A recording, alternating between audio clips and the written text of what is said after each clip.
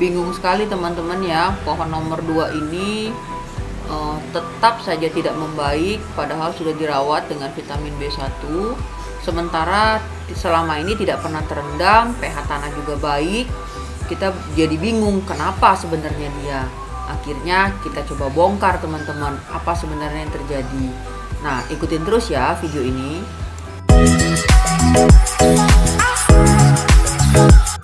Ini pohon kita nomor 2. Nampaknya keadaannya kurang baik ya teman-teman. Tapi keadaan kurang baiknya kita nggak tahu kenapa. Kalau kemarin yang nomor 7 sama nomor 8 itu karena kerendam. Kalau di sini menurut saya sih tidak terendam. Karena dia posisinya lebih tinggi dan bisa miring gitu. Jadi air bisa mengalir.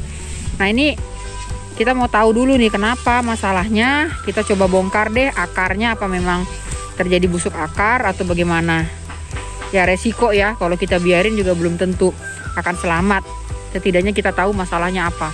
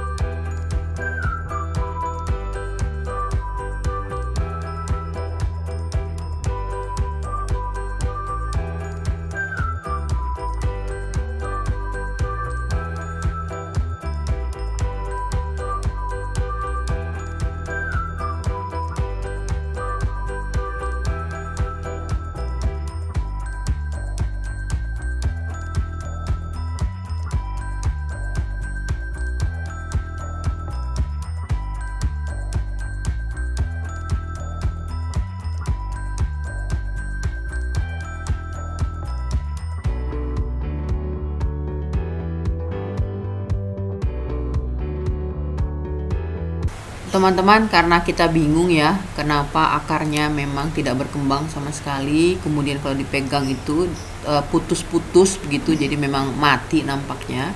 Meskipun ada juga akar yang masih lumayan sehat. Kita coba diskusikan via WhatsApp ke Pak Hengki Masi ya.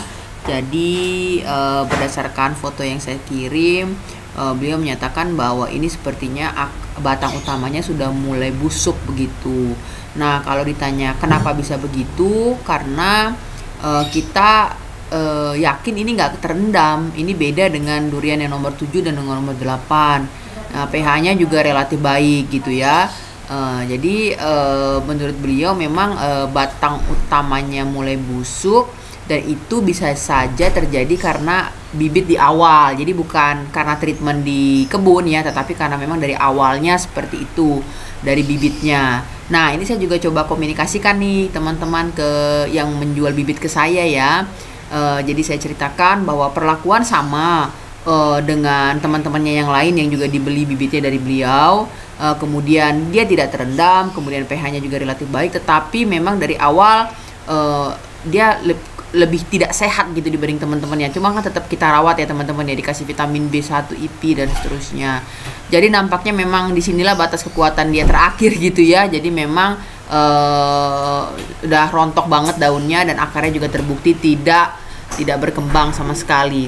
Nah, jadi beliau juga mengatakan bahwa memang beliau mengakui bahwa itu busuk di batang, dan tapi kurang paham juga mengapanya. Jadi memang lebih kepada kualitas bibit nampaknya. Nah, demikian teman-teman ya. Teman-teman, duriannya kita bongkar aja dan kita coba pindahkan ke lokasi ujung ya, dekat pagar. Karena kalau kita paksakan juga agak berat untuk bisa pulih. Dengan batang utama yang sudah mulai busuk itu memang agak berat ya teman-teman ya. Jadi ini kita pindahkan. Kalau memang masih bisa hidup ya syukur, tapi kalaupun tidak apa-apa. Ini jadi bahan pelajaran untuk kita.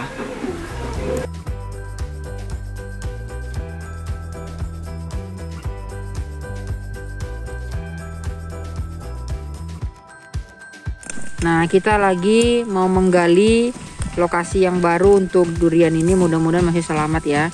Tapi ternyata pas kita gali ada, nah ini apa namanya ini, saya kurang ngerti ini, kayak ulet gitu.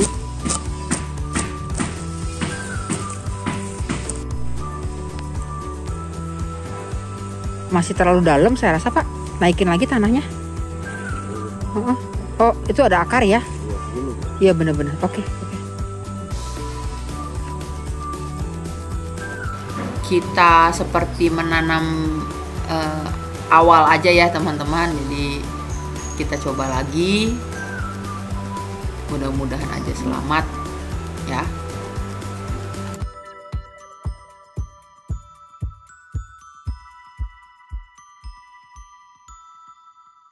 Nah, untuk uret yang tadi teman-teman ya, memang itu juga berbahaya ya kalau kita biarkan. Jadi informasinya itu biasa memang kalau ada banyak akar bambu ya, itu biasa juga muncul memang ya. Dan memang kita akuin di sini memang lokasi yang kita baru buat lobang ini memang deket ya dengan bambu gitu, dengan akar bambu.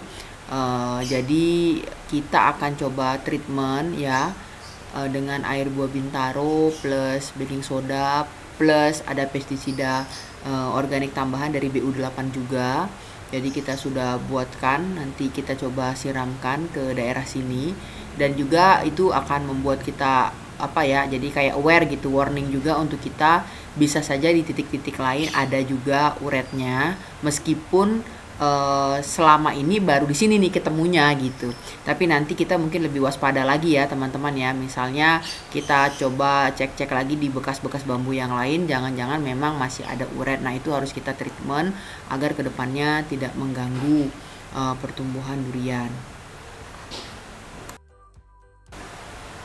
Adapun untuk treatment dengan menggunakan air buah bintaro, baking soda dan pestisida organik yang dari BU8 itu kita bisa ulangi setiap bulan sekali ya teman-teman ya, pencegahan lah supaya lebih aman dan lebih baik gitu ya. Jika kita ulangin secara rutin gitu.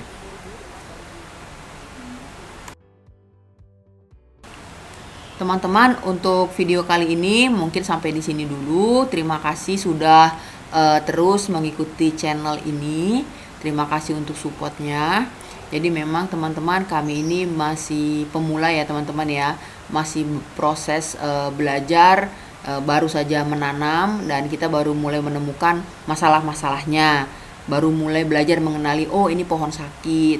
Nah, kita juga belajar sebenarnya pohon sakit ini harusnya bisa dicegah. Ada beberapa yang bisa dicegah gitu ya. Dan juga kalaupun sudah terlanjur sakit, bagaimana penanganannya. Tapi ternyata ada juga yang memang seperti ini yang kita alami sekarang. Mungkin memang karena bawaan bibit.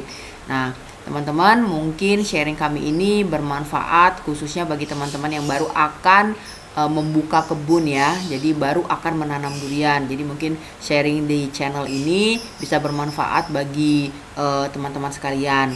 Nah, nanti dalam video selanjutnya saya akan coba ya membuatkan satu video apa-apa saja sih yang learning by doing, learning by mistake yang sudah kami lakukan gitu. Jadi kita baru aware setelah terjadi gitu.